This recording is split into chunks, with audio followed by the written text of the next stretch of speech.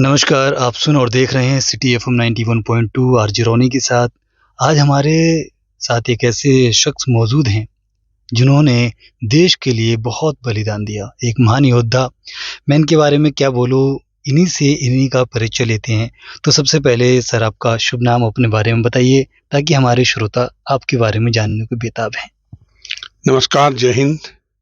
मेरा नाम नायक Deepchand 1889 missile regiment Kargil. 3 पराक्रम में मैंने भाग लिया है। ऑपरेशन रक्षक जम्मू एंड कश्मीर, ऑपरेशन विजय कारगिल और ऑपरेशन पराक्रम। और मेरा बचपन का ये है कि मेरा भारतीय सेना के अंदर कोई भी दूर दूर तक कोई संबंध नहीं था, ना कोई फ्रीडम फाइटर था। पहला व्यक्ति हूँ जिन्होंने नेताजी सुभाष चंद्र बोस की फोटो को देख करके भारतीय सेना को ज्वाइनिंग किया। और बहुत खुशी हुई क्योंकि ये वर्दी जो हमको मिली तो एक अलग उमंग है। मतलब हर चीज़ हम पा सकते हैं मगर इस वर्दी के लिए बहुत बच्चे हैं, आज के युवा है, बहुत परिश्रम करते हैं मगर नसीब नहीं होती है। मगर हम वो खुशकिस्मत है जो हमको वर्दी मिली सर। जी बहुत बहुत बहुत सुंदर। सर मैं आपको आपके पुराने दौर में लेकर जाना चाहता हूँ। सन 1989 जब आपने ज्वाइन की थी हमारी इंडियन फोर्स, तो क्या जुनून था, क्या हौसला था ज्वाइन करने से पहले और ज्वाइन के बाद? आज से 30 साल पहले लगभग मैंने भारतीय सेना को ज्वाइनिंग किया था। और जैसे मैंने पहले ही बताया ना कि मेरे आइकॉन थे नेताजी सुभाष चंद्र बोस कि तुम मुझे खून दो मैं तुम्हें आज़ादी दूंगा। तो वो सेंटेंस, वो चीज़ें पढ़ करके मैंने भारतीय सेना को ज्वाइनिंग किया। और एक तोपची के रूप में मैंने अपनी जो ट्रेनिंग शुरू किया। मैं भारतीय तोपखाने के अंदर भर्ती हुआ और मेरी जो बटालियन थी लास्ट तक वही रहती है हमारी, कभी कभी चेंज भी जाती है। तो मेरी बटालियन थी 1889 मिसाइल रेजिमेंट। उस टाइम लाइट रेजिमेंट थी। अभी कारगिल लड़ाई के बाद में हमारी रेजिमेंट मिसाइल बनी, वरना 1889 लाइट रेजिमेंट ही थी। मतलब जी बिल्कुल, बहुत बहुत सुंदर। मैं नेक्स्ट क्वेश्चन की तरफ बढ़ूं। आपके अंदर वो जुनून था जो कि देश को आगे ले जाना था।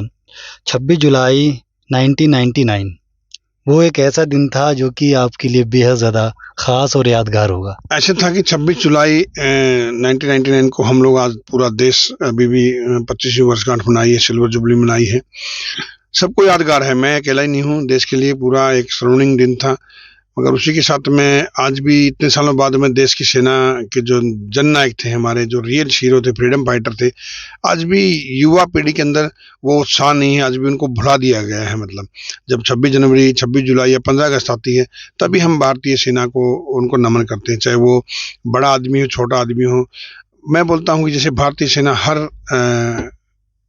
कदम, हर टाइम इस राष्ट्र को समर्पित है। सरहदों के ऊपर हम लोग पूरे दिन रात रक्षा करते रहते हैं, कोई भी मौसम हो। तो सिर्फ चंद दिनों के लिए भारतीय सेना को ज्वाइनिंग नहीं करना चाहिए। जी बहुत बहुत सुंदर। और मैं नेक्स्ट क्वेश्चन की तरफ बढ़ूँ। हमारे सर के लिए शायरी और गायकी का बहुत ज़्यादा शौक रहा था। जब आप फौज में थे सर, तो क्या माहौल बना के रखते थे अपने साथियों के साथ? देखो, माहौल ऐसे था कि जीवन में मेरा लक्ष्य ऐसे रहता है कि हमेशा, जैसे मैं एक डायलॉग बोलता हूँ कि खुश रहो खुशी है तुम्हारे लिए, खुश रहो खुशी है तुम्हारे लिए, कोई गम आए तो छोड़ देना हमारे लिए। तो हमेशा पहले तो हमको खुश रहना पड़ेगा। जब कोई भी कार्य करें, हम कार्य जो कर रहे हैं, हमारा एक मकसद होना चाहिए, एक मोटो होना चाहिए, हम क्यों कर रहा हूँ। और कर तो रहे, टाइम तो उतना बर्बाद होना ही है, क्यों ना हम उस कार्य को हंस के किया जाए। रोने से क्या फायदा है, रोने से और दुखी होंगे, साथी भी दुखी होगा, घर पे भी कोई काम कर रहे हो, घर में परेशानी होगी। उसी तरह जब हम सीमाओं पर रहते थे, जब हम टाइम मिलता था हमारे को, जैसे कारगिल लड़ाई में 99 के बाद में जब युद्ध खत्म हो गया था, 26 जुलाई को तो मनाया गया मगर युद्ध तो 15-16 को डिक्लेयर कर दिया गया था और हम वहीं पर थे। तब हम फौजी भाइयों के लिए प्रोग्राम आता था तो हम अंताक्षरी वगैरह खेलते थे कि तुम मुझे, जैसे मैं हमेशा भी आज भी बोलता हूँ, लता मंगेशकर जी का गाना था कि तुम मुझे यूं भुला ना पाओगे। तो उसी माध्यम से मैंने ये बोला था कि भाई हमारे जैसे सैनिक आज आपके सामने बोल रहे हैं, कल हम रहे ना रहे, मतलब वो बोलते ना कि महका करेंगे कभी बन के हवा बन के कली। तो वैसे ही हम लोग गाना गाते थे कि तुम मुझे यूं भुला ना पाओगे, तुम मुझे यूं भुला न पाओगे, जब भी सुनोगे किससे मेरे, जय हिंद जय भारत गुनगुनाओगे, तुम मुझे यूं तो ऐसी बातें भाई, तो फौजी भाइयों के लिए जो प्रोग्राम आता था तो बड़ा रोमांचक आता था। और उस टाइम हमारे टाइम में चिट्ठियां चलती थी और टेलीफोन नहीं होते थे। वो एक दौर था, वो एक रोमांटिक दौर लगता था, क्योंकि आज भी जब उन चिट्ठियों को पढ़ते हैं हम लोग तो एक बड़ा आनंद आता है। और आजकल तो फेस टू फेस बातें हो जाती है, मगर जब तक पता चलता था कि आज लड़का हुआ तो क्या पता 10 दिन बाद लेटर मिलता था कि 10 दिन हो गए पैदा हुए। तो बहुत एक प्रेम भरा और एक अच्छा वो हमारा टाइम बीता, और हमें बहुत प्राउड है कि हमने राष्ट्र के लिए कुछ न कुछ किया। क्योंकि मेरा तो, मैं सोचता हूँ जन्म इस राष्ट्र के लिए हुआ है, और जब मैंने भारतीय सेना को ज्वाइनिंग किया तब भी मुझे बड़ा आनंद आया, और आज भी आनंद है। भले हमारी ये कंडीशन होगी हो, मगर आज भी हर कदम इस राष्ट्र को समर्पित है। बहुत बहुत बहुत सुंदर। जैसे कि हमारे साथ जी एक ऐसे शख्स हैं जिन्होंने देश के लिए बहुत कुछ किया।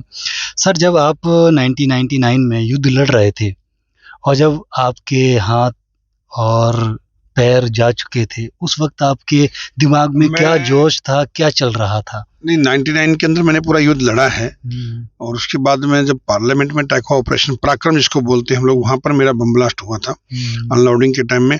मगर कारगिल लड़ाई के अंदर जैसे ही हम लोगों को मौका मिला, जैसे मेरी बटालियन 189 लाइट रेजिमेंट को, तो हम लोगों को 48 हाउस का टाइम मिला था, 48 घंटे का। अपने अंदर इतना जोश था जवानों के अंदर, हमने 24 घंटे के अंदर ही अपनी तोपों को तलोलिंग के ऊपर चढ़ा दिया था, 8000 की हाइट के ऊपर। और वहीं से हम लोगों को मौका मिला फायरिंग करने का। तो पहला राउंड जिस तोप के ऊपर मैं था वही तलोलिंग के ऊपर हिट हो गया। उसी से डाटे से पूरा हमने तलोलिंग को 51004875 सबको हम लोगों को फतेह हासिल किया। तलोलिंग के ऊपर ही हमने बोला था हमारे भवर सिंह साहब को, हमें राशन मिले ना मिले, अम्निशन ज़्यादा से ज़्यादा मिलना चाहिए। तो वो बोलते थे यार क्या करोगे? मैंने बोला नहीं साहब, राशन के बिना हम रह सकते, मगर अम्निशन के बिना नहीं रह सकते हैं। 10,000 गोले हमने दुश्मन के ऊपर दागे थे, जो अपने आप में एक रिकॉर्ड है। 12 गैलेंट्री अवार्ड हमको मिले थे, और आज मेरी बटालियन का नाम कारगिल लिखने का सौभाग्य मिला, क्योंकि हर बटालियन को नहीं मिला, मगर जिन्होंने अच्छा काम किया था उसको कारगिल लिखने का सौभाग्य मिला है। और मेरी बटालियन का आज इतिहास के पन्नों में सर्वनिंग नाम लिखा हुआ है कि 1889 लाइट रेजिमेंट कारगिल। तो बहुत प्राउड होता है, ऐसी यूनिट का हम हिस्सा थे। दुख भी होता है, काफ़ी सैनिक हमारे चले गए, आज भी उनकी यादें हम दिल में लेकर के घूमते रहते हैं। मेरा दोस्त मुकेश कुमार, जो अंतिम लड़ाई टाइगर हिल की थी, वहाँ यहाँ से गर्दन उड़ चुकी थी, और मेरे इन्हीं हाथों में उन्होंने आखिरी सांस दिया था। भाई से बढ़कर के मेरे लिए दोस्त था। आज भी उन चीज़ों को भुला नहीं सकते हम लोग। देश चाहे भूल जाए, मगर हमें हर क्षण उसकी याद आती रहती है। और जब तक जिएंगे इस संसार में, मैं मेरे दोस्त की आत्मा को यही बोलता हूँ कि युगों युगों तक ये संसार आपको याद करता रहेगा। बहुत बहुत सुंदर सर, आपको बहुत धन्यवाद। मगर आपको मालूम है सर, देश के साथ साथ एक जने से बहुत ज़्यादा प्यार करते हैं, जो उनकी है वाइफ। क्या बताएं, वाइफ के साथ जो रिश्ता है ना, बहुत ही अच्छा। थोड़ा सा सर प्रकाश डालिए ना। नहीं, बिल्कुल बिल्कुल। देखो, हमारी जब चोट लगी हमको, तो हमारी धर्मपत्नी की उम्र 22 साल थी, मतलब। तो आप सोचिए कि मेरी 6.5 फुट की हाइट थी, और मेरी वाइफ की बहुत कम हाइट थी। तो 1.5 साल का बच्चा था, 3 महीने से फैमिली वे में थी। तो मैंने सोचा यार उसकी लड़की की क्या गलती है, क्योंकि 22 साल की लड़की आजकल पढ़ाई करती है, छोटी सी उम्र में उसके साथ ये हादसा हो गया। उसने क्या देखा देश को, मतलब। तब फिर मैंने बहुत दिनों तक उनको ये नहीं पता चलने दिया था कि मेरी टांगे भी नहीं है। मैं मेरे साथियों को बोलता था कि मैं तकिया लगा दो, तो हॉस्पिटल में तकिया लगा देते थे और वो उधर बैठ जाती थी। तो काफ़ी दिनों तक मैंने पता नहीं चलने दिया था। कुछ दिनों बाद में वाइफ को भी एडमिट कर दिया गया। एक बेटा हो गया, हमें बेटे की इंतजार था, मगर बेटा हो गया। तो जनता ने बोला भाई 2 बेटे हो गए, आपको बड़ी खुशी मिलेगी, ये थी। मगर मेरे दिमाग में चल रहा था कि नहीं, मतलब दूसरों के सहारे नहीं चलना है, क्योंकि बहुत से आदमी बोल रहे थे कि भाई 2 बेटे हो गए हैं, आपको सहारा देंगे। नहीं, क्योंकि मैंने एक संकल्प लिया था कि याद किया कि तुम भर्ती कैसे हुआ है, और धिक्कार है तेरे जैसे ऊपर कि तुम रोने से जिंदगी नहीं गुजरती। क्योंकि मुझसे कोई पूछता था तो मेरी आंखों में आंसू हो जाते थे। तो मैंने मन संकल्प किया, और भगवान श्री कृष्ण की वो बातें याद किया कि जो हुआ है वो अच्छा हुआ है, जो हो रहा है वो भी अच्छा है, और जो होगा वो भी अच्छा। बस वो संकल्प लिया, और 6 महीने बाद जब मुझे डुप्लीकेट टांगे मिली, 38 kg अंदर मेरे वेट था, और 42 kg की मुझे टांगे मिल चुकी थी। और फिर मातृभूमि को, जिसको हम माँ बोलते, उसको नमन किया, और एक आशीर्वाद लिया कि माँ जैसे तूने मुझे बचपन में चलना सिखाया है, एक ऐसा आशीर्वाद दे जिससे कि मैं दोबारा अपना जीवन जी सकूँ। और आशीर्वाद आज आपके सामने है, भगवान परशुराम की तरह अपने कदम नहीं रोक रहे हैं, मतलब। बहुत बहुत सुंदर सर। थोड़ा सा, जब आप युद्ध लड़ रहे थे, मैंने एक इंटरव्यू में सुना था कि आपने एक हाथ से अपना ये वाला हाथ पकड़ रखा था करके, खून की वो बहुत तेजी से धार बह रही थी। पराक्रम के दौरान जब ये हुआ था, तो मैं ऐसे पकड़े हुए था, मेरे यहाँ पर भी चोट लग चुकी थी, ये मेरा पूरा छाती फट चुकी थी, आंतरी वगैरह बाहर थी, मतलब। और मैं ऐसे पकड़े हुए 2 बार ऐसे उठने की कोशिश किया मगर उठा नहीं गया। जब मेरे दोस्तों ने मुझे उठाया तो बहुत रो रहे थे, तो मैं बोला यार रो मत। तो वो बोले थे सर आप चुप रहिए, क्योंकि कंडीशन ऐसी थी कि भरोसा नहीं था। मतलब हॉस्पिटल में ले जाया गया और डॉक्टर ने बोल दिया ही इज द डेथ। मगर जो हमारे कमांडिंग ऑफिसर थे कर्नल JK महेंद्र, और मेरी बटालियन पूरी वहाँ पर लग गई कि सर बहुत रिक्वायरमेंट है इस जवान की, मतलब ऐसा नहीं सोचिए कि ये चला गया है, तो एक बार चेक करिए। तो कमांडिंग ऑफिसर के बोलने से हमारे दोबारा चेक किया गया, तो डॉक्टर ने बोला कि 5% चांसेस है अगर ये बच जाए मेरी तरफ से, अगर इसकी टांगे काट दी जाए तो, बाकी भगवान भरोसे छोड़ दीजिए। तो हमारे कमांडिंग ऑफिसर ने साइन किया, हमारी पूरी बटालियन खून की लाइन लगा दिया। तो 17 बोतल मुझे खून की चढ़ा था, और वहाँ पर मंदिर में मेरे लिए पूजा पाठ शुरू हो गई थी। तो जाको राखे साइयाँ मार सके ना, कोई 72 हावर्स का टाइम दिया था डॉक्टर ने, मगर 12 घंटे बाद ही मेरी आंखें खुल गई थी। मतलब तो ये एक प्राउड की बात थी। और प्राउड की ये बात थी कि जैसे मेरी आंखें खुली, मेरे साथी मुझे बोलते कि हमने नर्स को बताया, नर्स ने डॉक्टर को बताया, डॉक्टर ने फ़ोन किया हमारे कमांडिंग ऑफिसर को कि सर जवान को होश आ गया, और हमारे कमांडिंग ऑफिसर के मुंह से निकला कि अभी नहीं मरेगा। मतलब तो आप ये सोचिए कि कमांडिंग ऑफिसर के मुंह से निकला, तो डॉक्टर बोलते मैं डॉक्टर हूँ या आप हूँ। तो हमारे जो कमांडिंग ऑफिसर थे उन्होंने बोला सर मैंने उस बच्चे को देखा हुआ है, और उनकी वाणी थी आज मैं आपके सामने बैठा हूँ। तो ये ऐसा भी है कि जो भी हुआ है इस राष्ट्र के लिए हुआ है। और दूसरी बात, हमने ये जीवन जीने के बाद में भी आज मैं, भले ही कंडीशन ऐसी है, मैं आज ये गाड़ी चला रहा हूँ और पूरा भारत भ्रमण कर रहा हूँ, शहीदों से मिल रहा हूँ जिन्होंने इस मातृभूमि के लिए अपना सर्वोत्तम बलिदान दिया है। मैं हर जगह स्मारकों पर जा रहा हूँ, स्कूलों में जाता हूँ, युवाओं से मिलता हूँ, ताकि इस राष्ट्र के लिए हम लोग, उस भारतीय सेना के लिए हम लोग एक अलग जगा सकें, जिससे कि पूरा देश बचा रहे। मतलब पूरा देश। बहुत बहुत सुंदर, बहुत सुंदर। सर जब आपसे चीफ विपिन रावत जी मिले थे, मैंने फोटो देखा था आपका, तो उस टाइम क्या मोटिवेशन आ रहा था कि एक चीफ मिलने मुझसे आया? नहीं ऐसी है वो जब मुलाकात हुई, देखो मेरा एक थीम रहता है, मतलब कि हर कदम इस राष्ट्र को समर्पित। तो जब हम 17,000 की हाइट पर थे, जब 20वीं वर्षगांठ कारगिल के लिए थे हम लोग इकट्ठे हुए, तो वहां पर उन्होंने मुझे देखा कि 17,000 के ऊपर मैं नॉर्मल ड्रेस में था। तो उन्होंने मेरे को बोला भाई मिसाइल मैन, मतलब मैं तो हैरान हूँ कि भाई आप इस कंडीशन में और ऐसे नॉर्मल में हो। तो मैंने बोला साहब यहीं पर जंग लड़ी है और ये था वो था। तब उन्होंने एकदम बोला मैं सल्यूट करता हूँ आपको, बोले। तो मैंने भी सल्यूट किया, तो सल्यूट कैप्चर हो गया। फिर 26 तारीख को उन्होंने मुझे पूछा कि भाई क्या होना चाहिए, क्या कुछ करूं आपके लिए। तो मैंने बोला मैं अपने जीवन से खुश हूँ साहब। उन्होंने फिर भी बोला कि उसने कुछ करना चाहिए आप, मतलब मेरे दिन पूरे दिन साथ में रहे और 3-4 बार मुझसे पूछा। तो आखिर में जब मेरे प्रेशर आया, तो मैंने बोला साहब अगर आप कुछ करना ही चाहते हो तो क्या कर सकते हैं मेरे लिए, पैसे का काम कर सकते हो, कुछ कर सकते हो, लेकिन मेरी एक इच्छा है। जनरल मानिक शाह का नाम सुना, उन्होंने बोला यार सर का नाम कौन नहीं जानता, सर जनरल मानिक शाह। तो बोले कि, मैंने बोला साहब अगर उनका नाम सुना तो आप भारतीय सेना के लिए कुछ ऐसा करके जाओ जिससे जनरल मानिक शाह की तरह आपका नाम याद रखे इतिहास। तब उस दिन आप ये सोचना कि नायक दीपचंद का काम हो गया है। तब वो मेरे को आकर के गले मिले थे, और फिर वहां पर सभी के सामने कि भाई परमवीर चक्र है, वीर चक्र है, महावीर चक्र है, सभी जितने भी गैलेंट्री वार्ड खड़े थे, तीनों सेनाओं के सेनाध्यक्ष थे। तो उन्होंने बोला रियल अगर कोई कारगिल योद्धा, मुझे वहां पर ट्रॉफी दी गई और बोलते रियल कोई कारगिल योद्धा है कारगिल का तो वो तुम हो। मतलब तो वहां पर 2019 में 20वीं वर्षगांठ के ऊपर मुझे कारगिल योद्धा की उपाधि से नवाजा गया था, जनरल विपिन रावत का। बहुत भगवान की आत्मा को शांति थे, मतलब फीलिंग आएगा। साहब भी बहुत खुश थे और हम भी बहुत प्राउडनेस थे कि भाई एक प्रथम CDS के द्वारा सम्मानित करना। और एक ऐसे CDS थे, उनसे एक उम्मीद थी, क्योंकि वैसे सेना में हमारे ऑफिसर जवानों का बहुत गैप रहता है, मुलाकात नहीं होती थी, मगर उन्होंने इस गैप को भरा है। मतलब आज भले उस दुनिया में नहीं है, लेकिन वो हर आदमी से मिलते थे और लगता था कि एक्चुअली में बॉडी लैंग्वेज ड्रेस कि कुछ है, ये जनरल है, ये चीफ है। मतलब ऐसा ही होना चाहिए हमारे चीफ को। और बहुत प्राउड है कि मेरे साथ उनके इतने संबंध थे, बाद में तो इतने घरेलू संबंध हुए हमारे, मतलब कि फोन नंबर तक मेरे पास में थे, और बहुत इतना प्यार दिया। और वो भी खुश थे मेरे से कि मतलब उन्होंने फिर आर्मी हेडक्वार्टर में मेरे बारे में बताया गया कि देखिए इस कंडीशन के अंदर भी बंदा बोलता है कि मुझे राष्ट्र ने बहुत कुछ दे दिया है, मुझे कुछ नहीं चाहिए, मतलब मैं खुश हूँ जीवन से। और तो वही बात है। तो आज भले ही हमारे पास में जो कुछ शरीर बचा हुआ है, बस प्रभु की इच्छा से हम यही चाहते हैं कि अगर आंखें भी चली जाती तो क्या कर लेते। आज जो है हमने उसमें खुश रहना चाहिए, मतलब छोटी छोटी बातों को लेकर नहीं बैठना चाहिए। वाह वाह, क्या बात है, क्या बात है। सर आपकी जुबान से एक डायलॉग निकला था, खाना नहीं चाहिए गोला बारूद चाहिए। हाँ, बिल्कुल। वो क्या जुनून था? जुनून यही था सर कि अंडर 25 ईयर्स फौज थी और एक जोश रहता है युवाओं के प्रति। और हमें भी तो बार बार, क्योंकि देखो जंग बार बार नहीं मिल जाती, हजारों लाखों सेना है हमारी, उस सेना के अंदर हमें चुना गया है। तो एक बहुत प्राउड होता था कि यार जिसके लिए हम भर्ती हुए हैं आज वो मैदान के अंदर काम करने का दिन है मतलब, तो राशन तो हम कभी भी खा लेंगे, राशन अभी पेट भरते रहो, मगर युद्ध के मैदान के अंदर राशन की तो बात ही नहीं होती, अम्munition चाहिए मतलब। तो बस ये जोश था कि भाई राशन तो कभी भी खा सकते हैं, मगर राष्ट्र के लिए जो आज हमें मौका मिला है उसको हमें बखूबी निभाना है, और वो कर दिखाया है मेरे साथियों ने, हमने मिल करके, मेरी बटालियन ने मिल करके। इतिहास गवाह है। कितने टाइम चला था ये 2 महीने तक लगभग युद्ध चला था, लगातार 2 महीने तक? हाँ, और 8 जगह हम लोगों ने गन पोजीशन चेंज किया था, और 8 जगह मतलब होता है रात को हम लोग फायरिंग करते, दिन में अपनी तोपों को चढ़ाना है, हमेशा को चढ़ाना है।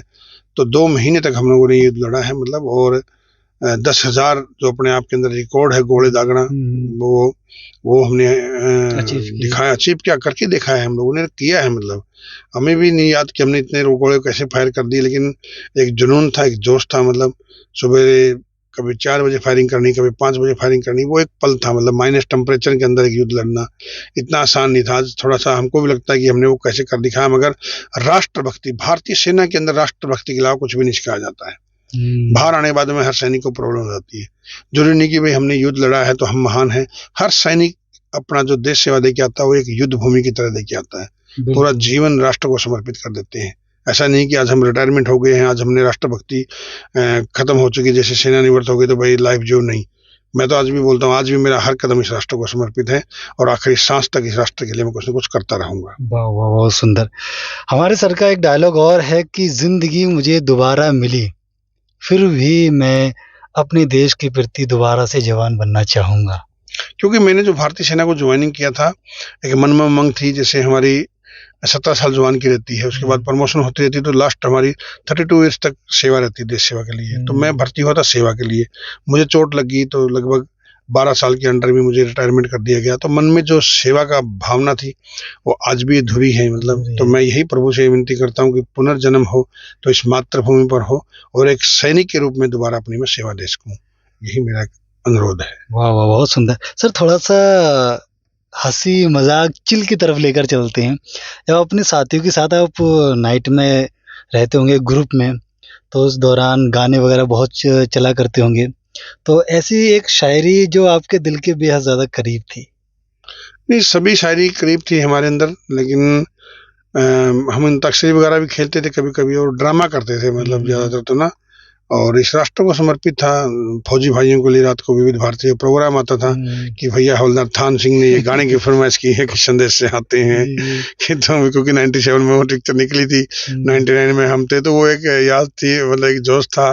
पुरानी पिक्चर थी मतलब कि कर चले हम फिदाए वतन साथियों, अब तुम्हारे हवाले वतन साथियों। तो ये चीजें बड़ी उमंग से आती थी, और एक जोश था हमारे अंदर भी, और एक राष्ट्र की आन बान शान, जो तिरंगा जब एक हम लहराते थे मतलब।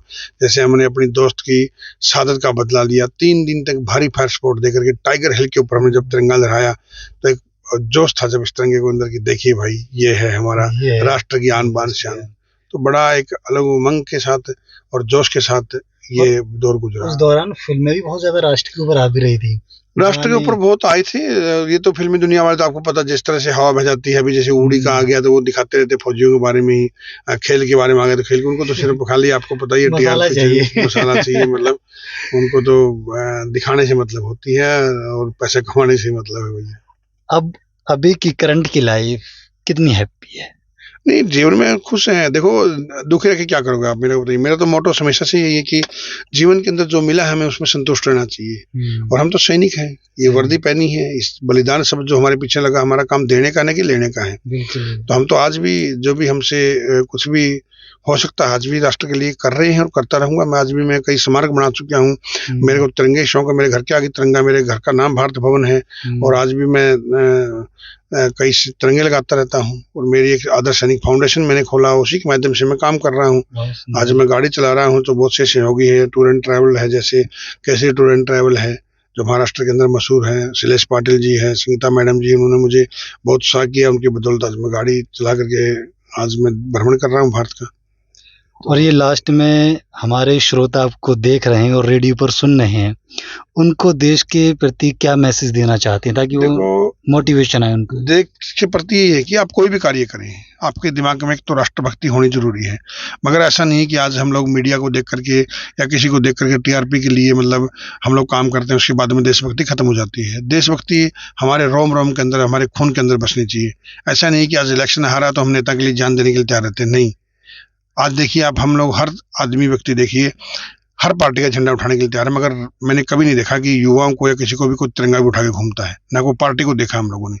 उन लोगों ने, मैं तो बड़ी शर्म की बात समझता हूँ कि आज तिरंगे से बढ़कर के पार्टी का झंडा मारने लग गए हैं मतलब। तो आने वाले टाइम में मुझे बड़ा दुख होगा कि तिरंगे को कहाँ जगह मिलेगी। तो युवाओं से यही है कि भैया आप इस चीज से जागना है, आप शिक्षित हो।